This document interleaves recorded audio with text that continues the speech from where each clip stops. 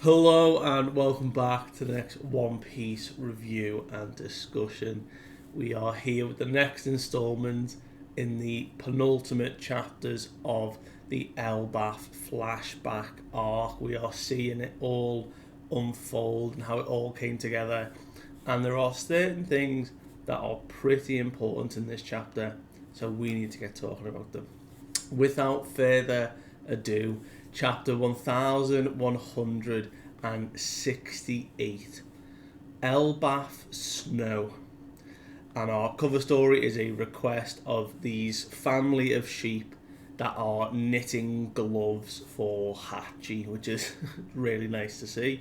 But the snow is here, and it also will show up in this chapter, which is very important. So, last we had left off, Harald was this monster in the mist hunting down ships as he was a devoted blade or a god's blade, like the first tier in becoming, higher in the chain to try and get Elbaph established. And he was going about destroying pirate ships under the orders of working with the Marines. He then was entered into what was a shallow covenant, or the shallow pact. Now, there were 3 levels to this we found. There was shallow, there was the depths, and then there is the abyssal covenant. Now, only 13 individuals collectively are a part of the depth and abyssal covenant.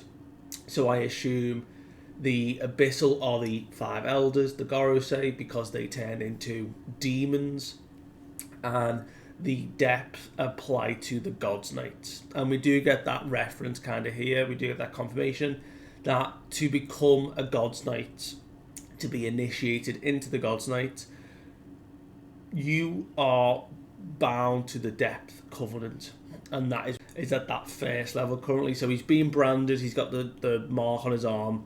We saw that mark on Shanks as well. On obviously in this chapter, we see why Shanks has that mark, because he is also here in Marijois. He is amongst the other God's Knights, being trained up, having made his way back. And, Figaland had accepted him. He was his son. He's then trying to train him up, and he's saying he's nearly on Shamrock's level. Not quite, but he's getting there. But the agreement was that Harald would go about, he's still a king, travel the world, and when we called on him, he would answer. So we saw him do his travels. He met up with Neptune and Fishman Island, and we got kind of confirmation that Mosa, or Shaggy, who Loki has been talking to this whole time, is indeed Shirahoshi. They make that name reference to her. She hadn't been born yet, but they make the reference to that name. So whether she has then obviously been called that growing up, and that's then a code name she goes by when talking with Loki. But we get that confirmation there that pretty much at some point Loki and Shirahoshi are going to meet up and have that moment of recognition with each other. We then have obviously the big moment was Fisher Tiger's attack, or when he scaled the red line and he was freeing all the prisoners up there. He was actually aided by probably Shanks. It could be Shamrocks, the twins. I think it's Shanks because the shadow covers his eye. Oda's trying not to reveal too much and keep us in the dark, but who knows? He aided Fisher Tiger. He opened up the armory, he helped them out. And when they were going to do the investigation, Shanks portrayed this hatred for the surface world, and he was angry, and Harald thought he recognised him, and he disowned him. Even though this dude was a king and a giant, he was higher than him. He was part of the Figaland bloodline, he looked down on him. And it was interesting, this new demeanour that Shanks was portraying, that even Harald was questioning it a bit. He was a bit perturbed at first, and then kind of was glancing at him, when him and Shamrocks walked off together. He didn't quite fully grasp it. He didn't quite believe him, I think. So we do get the brothers. That was a cool moment. And then the ending of last chapter was indeed Ard falling sick, but not because of an illness, but because she had been poisoned by the giants at Alcohol Village. They didn't want this foreign giant to go into the royal family, so they had poisoned her. Loki found this out on his visit to Alcohol Village, and then within, I would say, less than 5 seconds, the village is destroyed on fire, and Loki declares that Ida was the only mother he had known. So it was a really touching moment for Ida, and it was really hard to watch, but like it's just sort of highlights how devastating Loki's journey has been so far, like growing up, and we're about to see more of it. So 15 years ago, Harald's efforts are finally paying off. The giants that have been brought into the Marines are actually doing a phenomenal job, so much so that people are now saying they're reliable. You know, they'd love to meet them one day. They're really good, like, people to like have in the Marines, and even so much more because of it. Elbaph's resources are now becoming like high ticket things. So you know, the fish, seafood from Elbaph is becoming super popular now. The wood and the quality of that wood, you know, the big Adam tree is there. That is becoming more popular. So it is now the wider world is starting to slowly accept Elbaph because they're seeing the good that giants can do. And Harald is back on Elbaph, and he declares that, you know, when we finally have these establishments with our allies, we're finally there. It's time to start building sightseeing ships so you can go out and meet with our allies. You know, we're actually in the minority, he says. He says, from the perspective of the outside, they are already a mix and a variety of like co-races that all exist together. We're the ones who are like closed in, and you know, we need to honor this culture of like mutual respect, and we're going to go out, we're going to join this larger community, and we're going to grow in knowledge, and it's only going to benefit us more. And he's such a pragmatic leader here. Like, he is fully believing in this, and he's done it throughout his whole career now as king of what he wants. And even the giants, like, we can't believe we're one step away from this now. And Harald is just saying, you know, this is what Ida would want. This is what I'm going to make happen for Ida. And we see a moment where the Walrus School is now established. The kids are playing. He's talking with Saul, and they're like, you know, this is great to see, you know. And Saul says, better than having sharp blades, we've got sharp kids now, you know. And he laughs away. And he's like, bro, I'm worried we might have lost something. And Harold is like, you know what, I don't believe we have. You know, military power doesn't just make a country strong anymore. And, you know, Ida was the one that taught me that. She taught me everything, actually. She was the greatest blessing of my life. And it is the tombstone of Ida after she had passed. Now we get a mini flashback here of her final moments. Harald was indeed there. He got to speak with her, and she talked about how much Elbaph had changed under his rule, how much he had brought in the influence and all of the, you know, working with outside islands. And he was like, well, that's down to you, like, you know. And she's like, I'm just so happy that children are laughing now. It is a totally different country, though. They get to study, they've got a school. And he's like, yeah, our old customs, our backward customs, our traditions, they were all in bad practice. You know, the whole warrior era is gone now. And she jokes, and she's like, oh, well, there is one thing, you know, that warrior pride. I actually like that part. That's actually really cool. You should cherish that part of your culture. And he's like, well, don't you get it? Like, it's that very culture that's keeping us from getting married. You know, I can't accept it. So he can't, he's fully against now past traditions, but there's still a part of it that I'd hold on to, which is that warrior pride, which is quite an important, like, sort of spirit of Elbaph. And they're laughing away, you know, he obviously still wants to get married, and she's like, I still can't believe you would want to, like, marry me, you know, you always saying this is such a sweet thing, you know. And they're saying, like, oh, well, you know, what about Loki? And he's like, oh, well, Loki will always be Hiruden's brother. That was always a given in my heart, you know. She's always thought the same. And, you know, she's like, all of this, my heart is so full. You know, it's what's kept me going this whole time. But, you know, it's hard because you're everyone's King Harald. But she's like, you're almost there. You've nearly got that. And it's like, that's right, it won't be long. We're going to be connected to the whole world, and it'll be tens of thousands of times bigger, and then we can do what we did just like the old days. We could go and travel together, and there's like a beautiful little panel of those two when they were younger, you know, traveling the world. And she's looks so happy, and she can't wait, and she holds Harold's hand, and then she dies. Her hand goes limp, and there is a couple of panels now where there's no dialogue, but the emotions conveyed is so raw.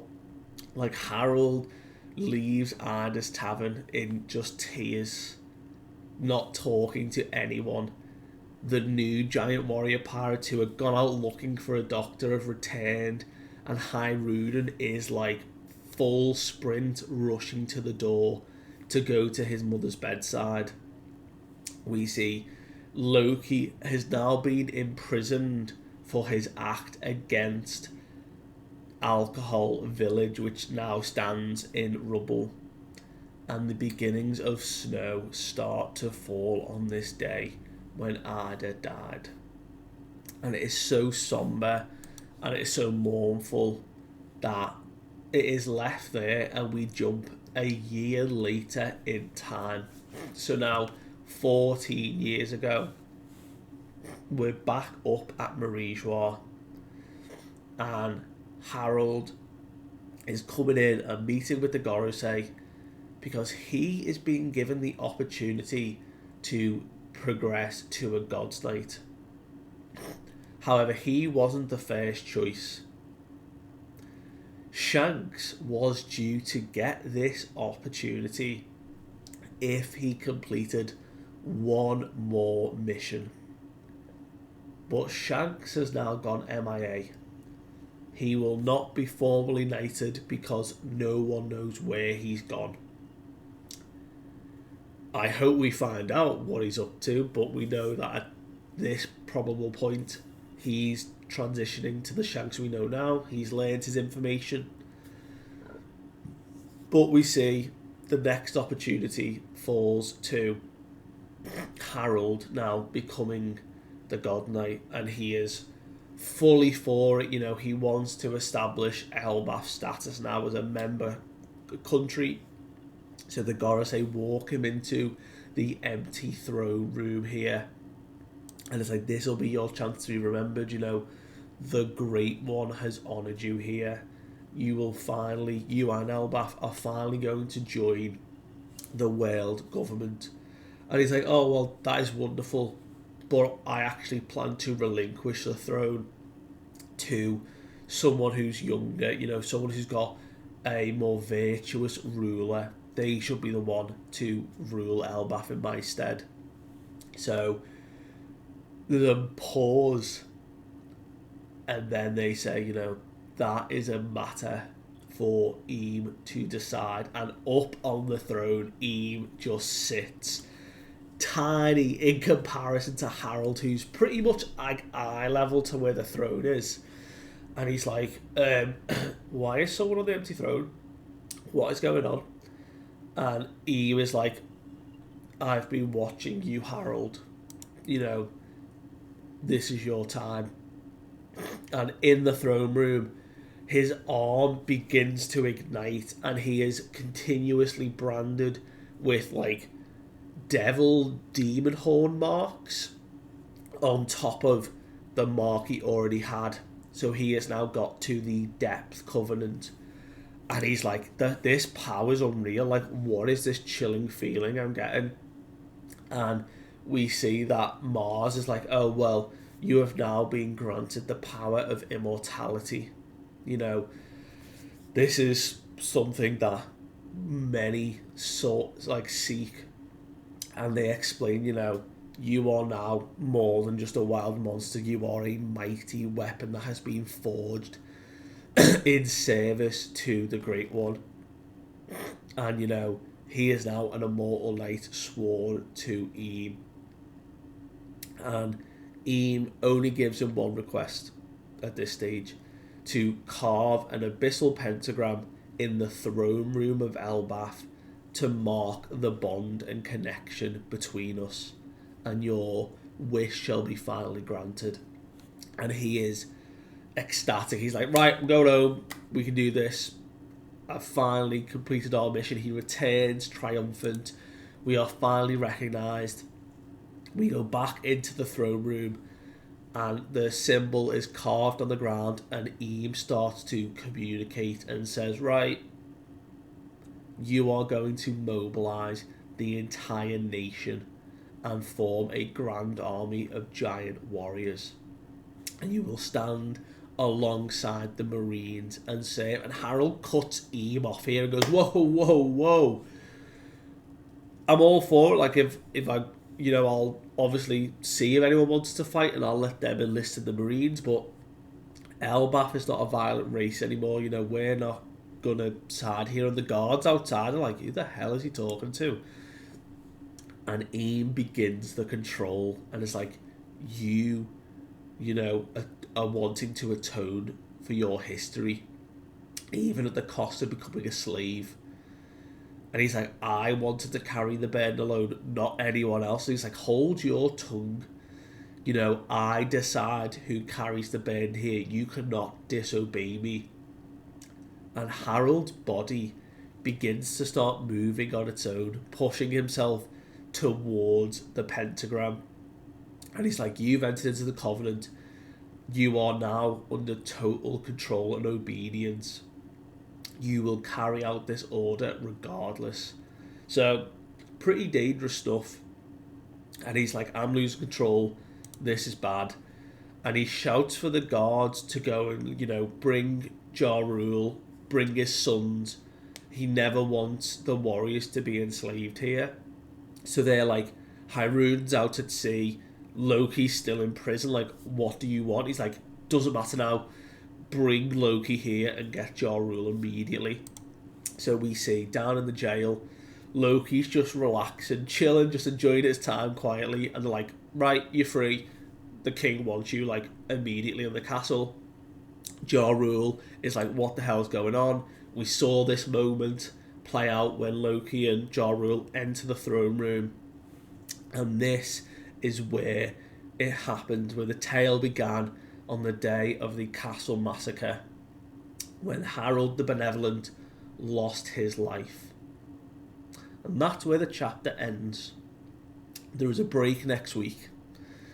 The final chapter, I think, that will come out next in a week's time will be what goes down in this throne room, what Loki is explaining to Hyrule. Do we get to see Loki's devil fruit? Or him stealing the devil fruit? Because he doesn't have it yet. He steals it as it's the one that's passed down. Because Harald hasn't been depicted with a devil fruit so far. But nevertheless, very, very good chapter. A lot of development. Cannot wait to see the next one. Let me know what you thought of this chapter, and I will see you guys next time. Bye.